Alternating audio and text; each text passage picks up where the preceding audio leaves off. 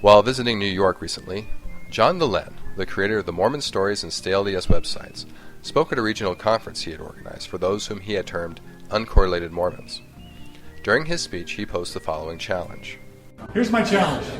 For those of you who think the church should change, I challenge you to come up with any recommendation that would improve the church from your liberal progressive perspective, that would also lead to either a maintenance or an increase in attendance rates and tithing. It is interesting to me that John would mention the money being donated to the church by the members as one of his criteria, rather than, say, the level of their involvement in charitable or volunteer work. I think that this is a reflection of the corporate mentality that is so prevalent in the church. Is making money really its main purpose? The church has great welfare and humanitarian resources, and does great things in these areas. I think that this is where the church shines the brightest. However, given the tremendous assets that are controlled by the church, it should be shining much brighter.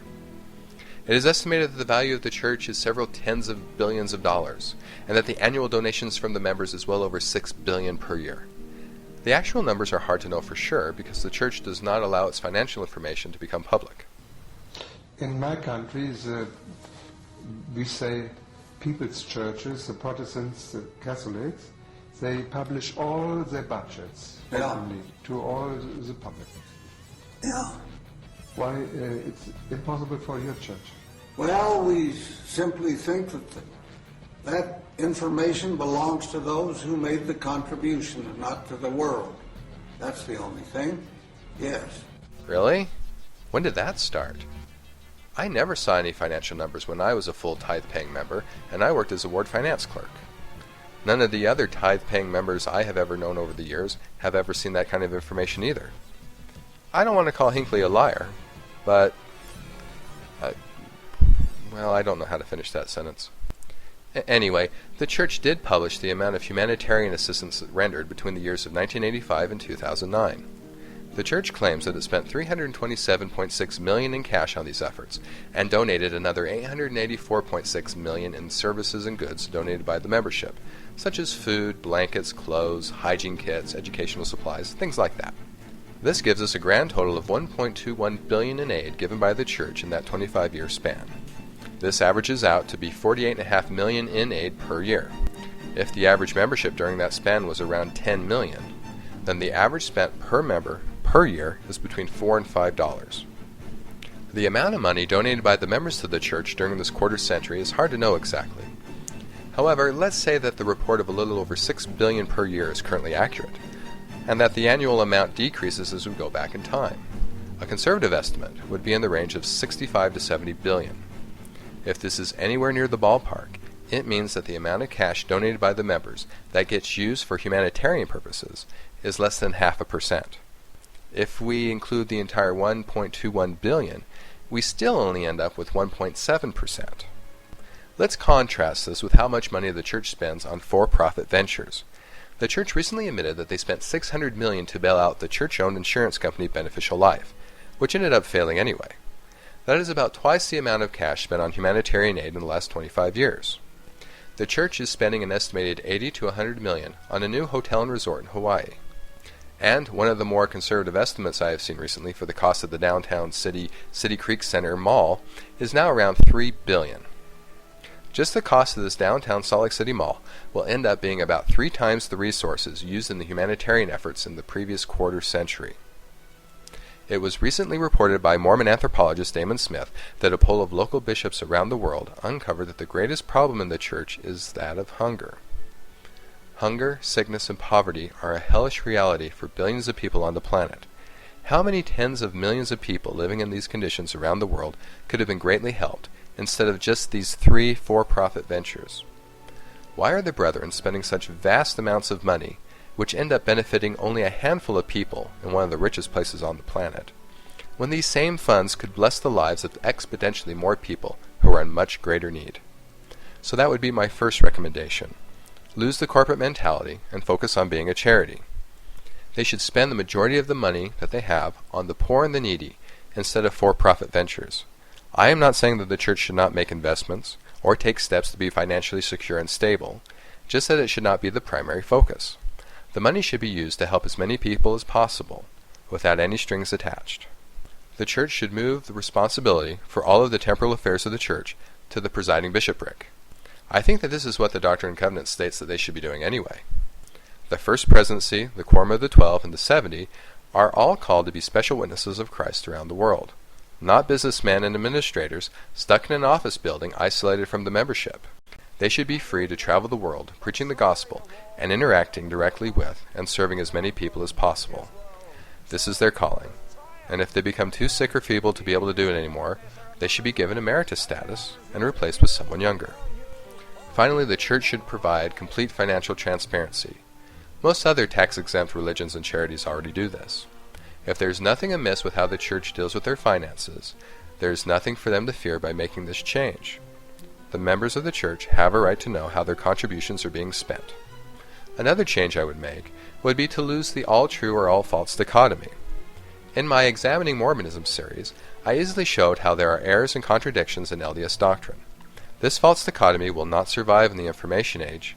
By letting go of it, all of the problems with Joseph Smith, peepstones, historicity of the Book of Mormon, Brigham Young, polygamy, those type of things, no longer matter.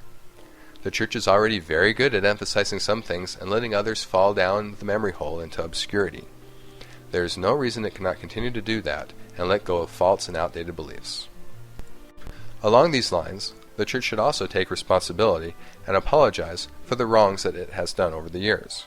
I am specifically thinking of the Mountain Meadows Massacre, for which the church has never properly acknowledged its role, and the official racism that existed in the church before 1978.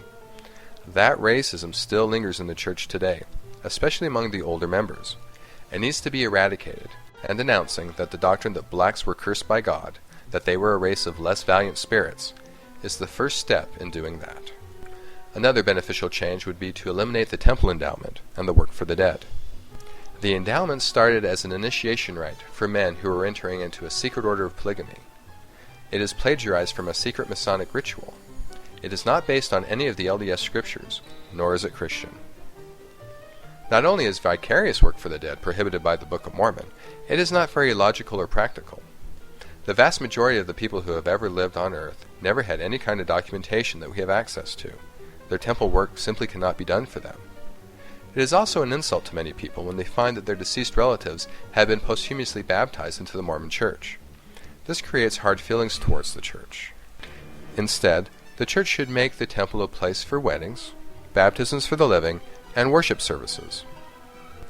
Make it a house of prayer that people can use without having to go through a silly 2-hour dress-up ritual. Get rid of the temple recommend interviews. They are a form of social control, an attempt to make everyone conform and subject themselves to the church, rather than to bring them to God. Allow these temple spiritual experiences to be available to all. Make the temple inclusive, not exclusive. While you're at it, lose the garments. They are a relic of a bygone era. They originated with a secret order of polygamous men. Today they are a form of peer pressure and control. Members feel like they have to wear them, even though they never make a covenant to do so. Members notice when someone is not wearing their garments, and end up judging each other based on what type of underwear they are wearing.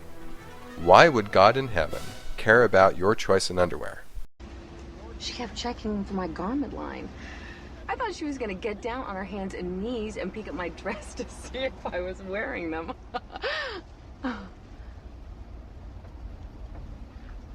What? The church should also stop focusing on all the rules. Rules do not bring people to God as much as they give people a way to judge each other. The church should focus instead on helping people develop a relationship with the divine and being moral, kind, and loving towards each other. Things like wearing 2 earrings, white shirts, flip-flops, drinking coffee don't matter. It is what's in people's hearts that does. Transform missions from being focused on proselytizing to being service-oriented. Eliminate tracting and the white shirts. Focus mainly on service projects. People will see these efforts and want to be a part of them. It will draw people towards the church and allow missionaries to teach people who are genuinely interested. We'd be happy to tell you all about that sometime. No, this is good enough, Mr. Taggart. We'd love to share with you the gift of the one true church. When would it be convenient for us to return? It wouldn't. Another change the church could make would be to tighten up the scriptures. While the Doctrine and Covenants is full of interesting church history, most of it is not very doctrinally rich. This would give the brethren a chance to eliminate some sections such as 132 or 111, and add some new sections which could clarify Mormon doctrine, update the language of the Book of Mormon, and finish eliminating the racist parts. And last but not least, the church needs to stay politically neutral. It is a violation of church doctrine to get involved in politics, and takes away the members' free agency. Telling people what political actions they should take creates a very divisive atmosphere within the church, where people who disagree with that action are marginalized. Those who disagree are put in a difficult position where they have to choose between following the brethren or their conscience. I don't think that any of these changes would be difficult to do, or would cause people to stop participating in the church. John claims that the worldwide attendance rate is very low. He claims to have an inside source in the upper levels of the church that admit that it is only 18%. I think that these changes have the potential to increase attendance. I don't think that any of these changes would decrease the amount of tithing given through the church either. The LDS people are very charitable and would gladly give their money to the church if they knew that most of that money was going towards humanitarian efforts. I have been very critical of the church, but I know that it is not going anywhere. I have lots of families still participating in the church, and I think that it is worth reforming. However, that reform will never happen without agitation from the membership.